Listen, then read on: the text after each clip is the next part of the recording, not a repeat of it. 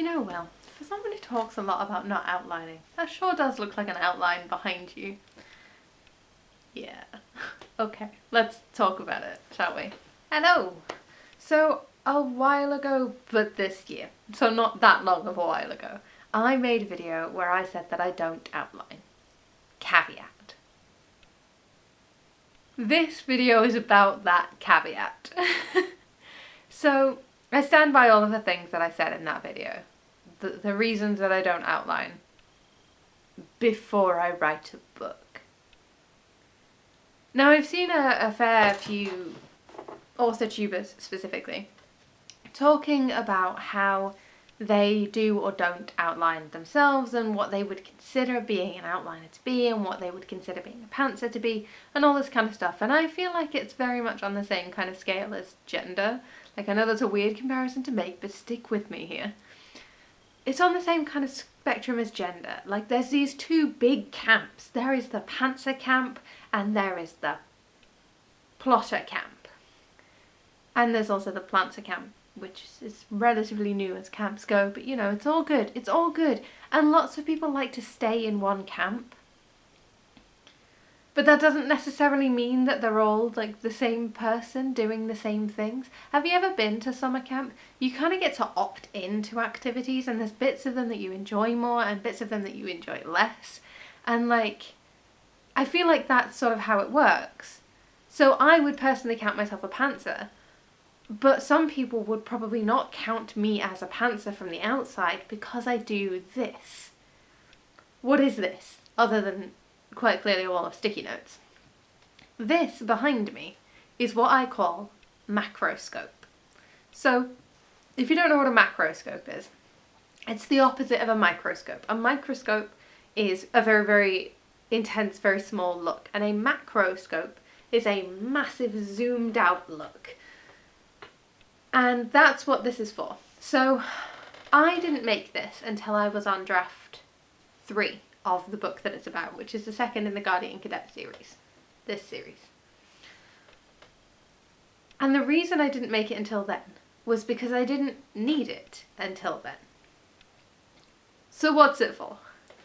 Basically, plots and subplots are an unwieldy thing. And this helps me tame them a little. But I can't get to this until there has already been quite a few drafts. So usually my first draft looks quite sparse. There's big gaps, there's things that don't really make sense, there's bits of stuff that I write down and then I don't know where it's supposed to go. And some of that stuff gets chucked and some of that stuff gets to stay, but like, it's kind of at random. So I am going to share a couple of people before we move on to like, what are the benefits of this and how do you do it. I'm going to share a few people who might help you figure out whether this kind of thing would be of benefit to you or not, and whether that means you would have to or not have to count yourself as a pantser. And again, I think it's very much a self-identification thing. If you think you're a pantser, you're a pantser. Like, it doesn't matter whether you outline, when you outline, whatever. If you feel like a pantser, you can call yourself a pantser. No one's coming and policing you, and if they are, you don't want to spend time with those people. Just putting that out there, like, sorry, but that's my non-binary opinion. But I would have an opinion like that being non-binary. Anyway, my point is, there's a couple of people who have sort of good resources on this topic. So Ellen Brock is a novel editor. She has a channel here on YouTube. I do not know her, but I've watched some of her videos and she has this really great series, a series I really like, on where she talks about writing as if it's like a crisscross graph. I don't know what that's called. A crisscross graph. Haven't done maths in 12 years. Crisscross graph. Where basically you have like intuitive to methodological and then plotted to pantser. And then she goes through and does like each of the corners. So like methodical, pantser, intuitive pantser, methodical plotter, intuitive plotter. And I've watched all of these videos because I think that there's always something to learn from each of them, but I am very firmly in the intuitive pantser stage. So you may again be wondering, if you're an intuitive pantser, why this? But the other person that I think it's worth pointing you towards is someone like Kate Kavanagh, who, as far as I understand, I think self-identifies as someone who outlines. And she has what she calls the zero draft. So she writes an unplanned draft and then writes an outline kind of based on that unplanned draft, which is, I think, a really good planter sort of seat to sit in, but that's just my opinion. And again, I'm not entirely sure how she self-identifies or whether she even bothers to self-identify. That's completely up to her. Again, I do not know this woman.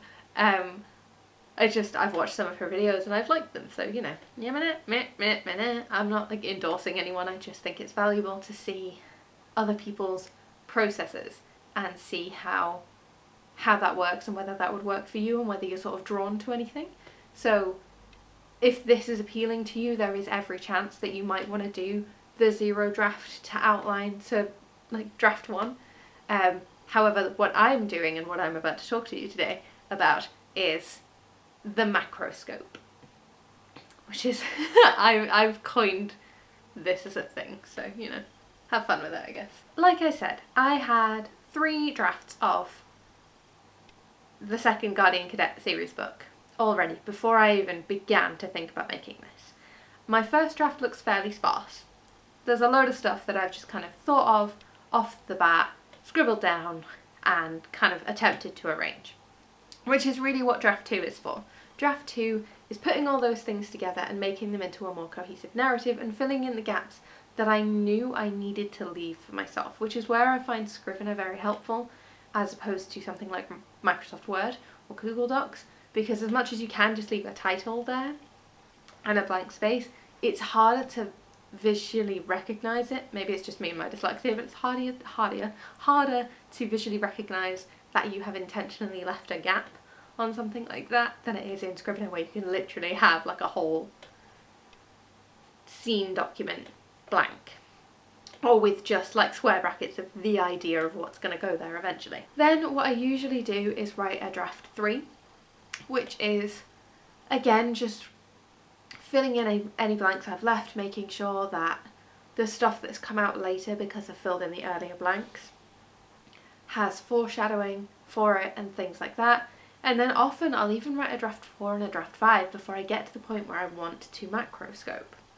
This is more often than not towards the later stages of a writing project for me. Not exclusively always, but more often than not. Because what this usually does for me is allows me to see all of my subplots at a glance. So I have here my key post-it note, sticky note, it's not branded post-it note, sticky note, which has all of the plots and subplots for this book in it in different colours. And I like doing it on the same kind of colour of sticky note as the rest of them if you're doing them all in one colour, which I usually do because it's just easier for me.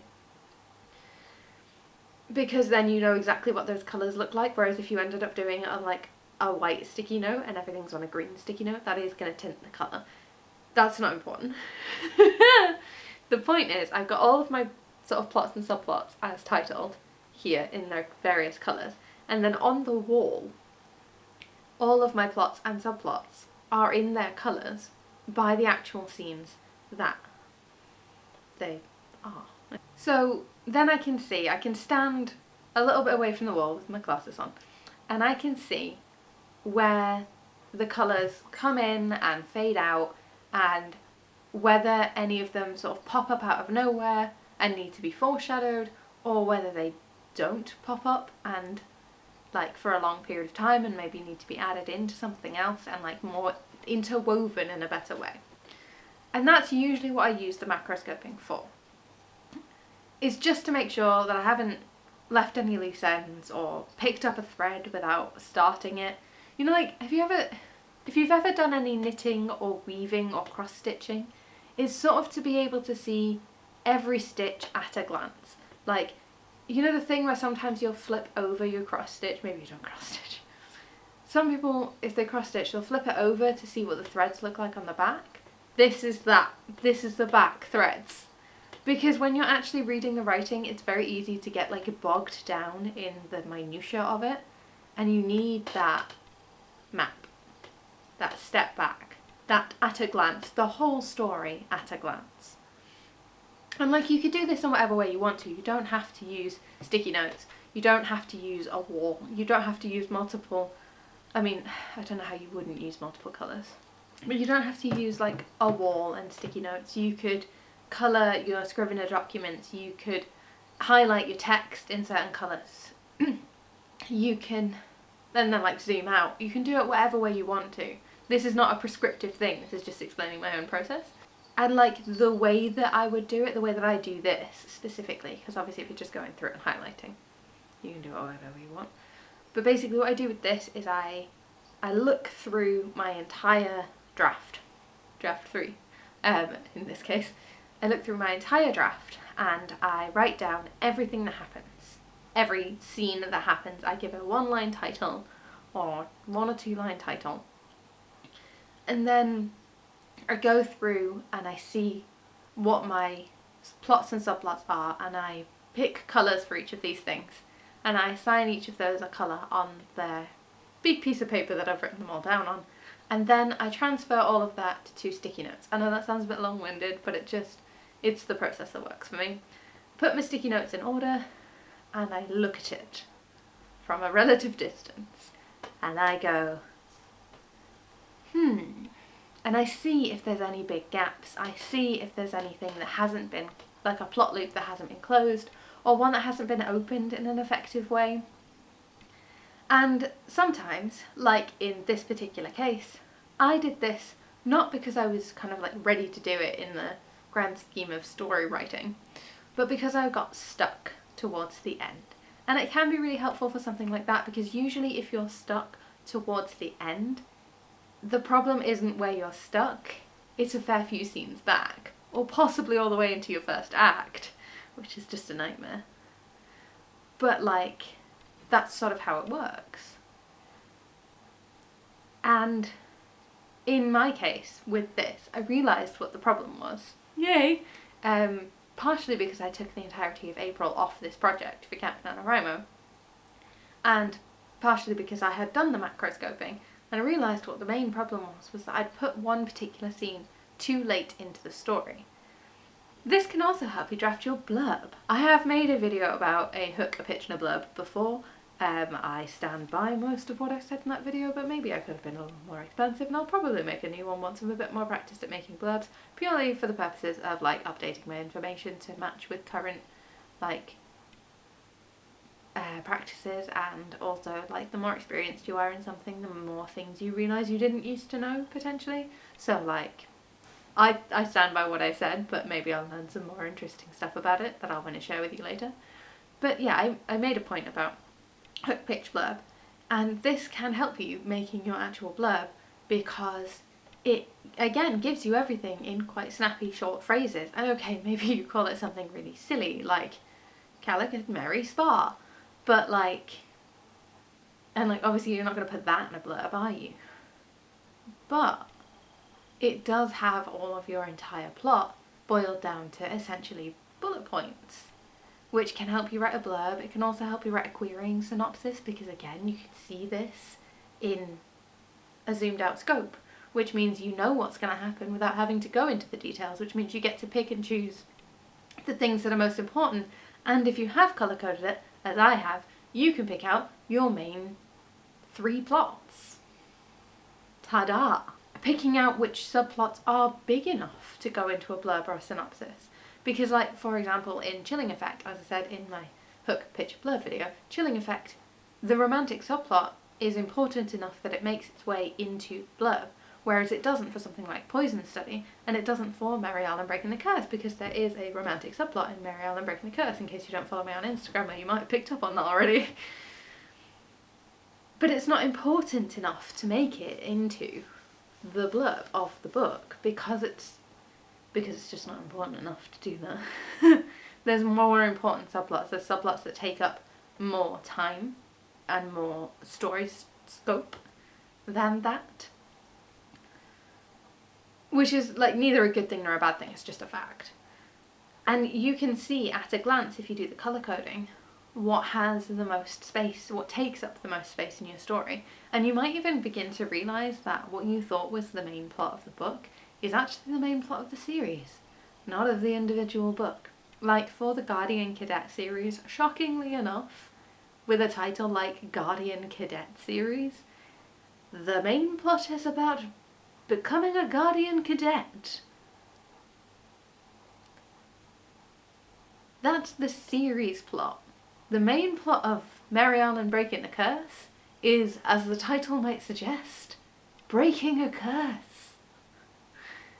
And like, I didn't realise that until I did this.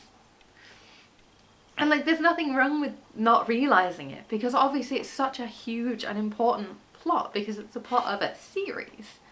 But because it's the plot of a series, that doesn't necessarily make it the plot of a book. Does that make sense? Like, a series plot and an individual book plot, they are two separate things. They're just interwoven. The weaving is important. I want a loom now just to make metaphors with. Maybe that would be a big...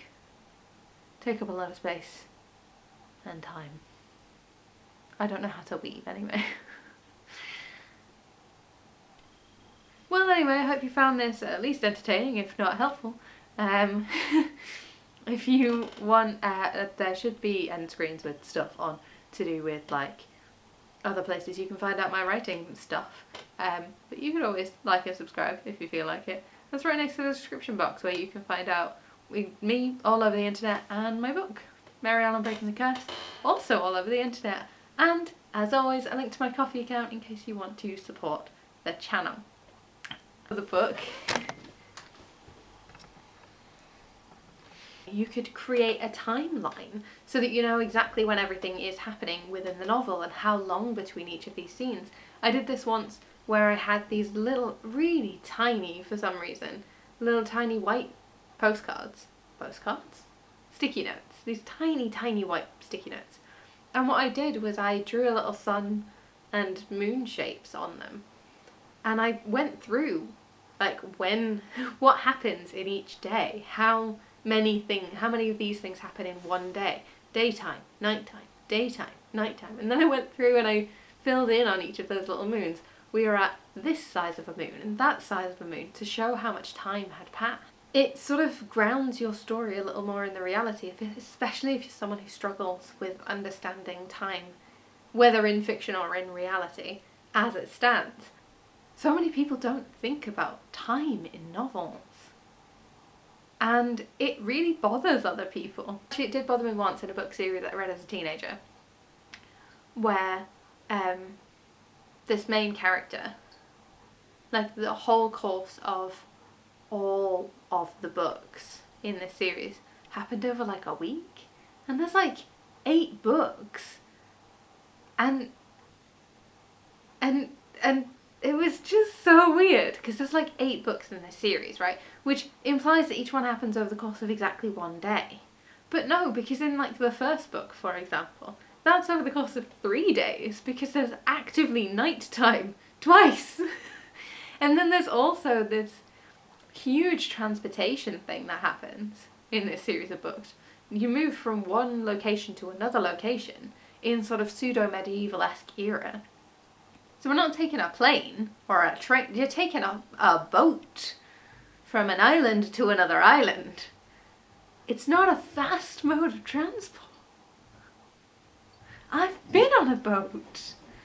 It's not a fast mode of transport. And then there's another moment on a boat later in the series and she's like, how is this happening in a week? It's fine, I'm sorry.